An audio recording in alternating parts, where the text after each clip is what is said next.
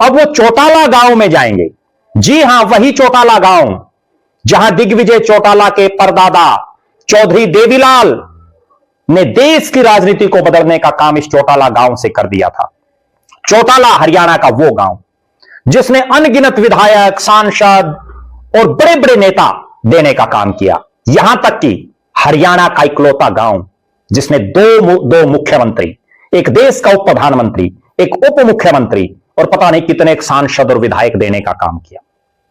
इसी चौटाला गांव से उन्होंने उत्तर प्रदेश हो या बिहार, कर्नाटक हो या आंध्र प्रदेश, हर राज्य तक अपनी मजबूत पकड़ बनाने का काम किया।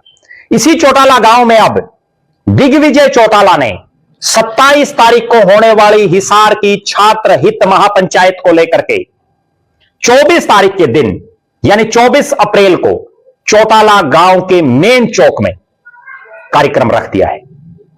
और उसके संदर्भ में उन्होंने बयान दिया है कि वो अपने चाचे, ताऊ, दादे, भाई जो भी हैं पूरे गांव के सबको बुलाएंगे और चौटाला गांव से एक नई ललकार वो शुरू करेंगे।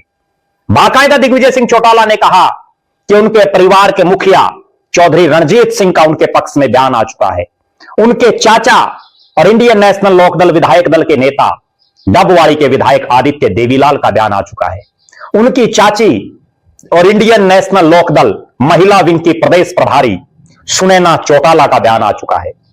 यानी चौटाला परिवार के जो बड़े चेहरे हैं, भले ही चुनाव आमने सामने लड़ रहे हों, भले ही अलग अलग पार्टी में हों, भले ही राजनीतिक विचारधारा अलग अलग हो, लेकिन उसके बावजूद इस दुष्यंत चौटाला, दिग्विजय चौटाला का जो ये मामला है पुलिस के साथ, छात्रों का जो ये मामला है, इसमें चौटाला परिवार, चौधरी देवीलाल का परिवार दुष्यंत चौटाला और दिग्विजय चौटाला के साथ खड़ा दिखाई दिया है।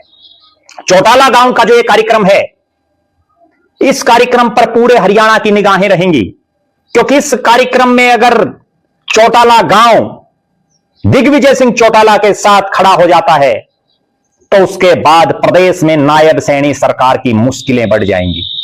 क्योंकि कोई भी राजनीतिक शख्स हो, सबसे पहले उसको अपने गांव, अपने इलाके में मजबूती प्रदान होनी चाहिए। और यही एक कारण है कि जो ही डबवाड़ी विधानसभा क्षेत्र ओपन हुआ, जिसमें चौटाला गांव आता है, तो 2009 में वहां पहला चुनाव ओपन होते ही डॉक्टर अजय सिंह चौटाला ने लड़ा था। और जब वो जेल चले गए तो उनकी धर्मपत्नी श्रीमती नैना चौटाला ने 2014 का चुनाव वहां से लड़ा।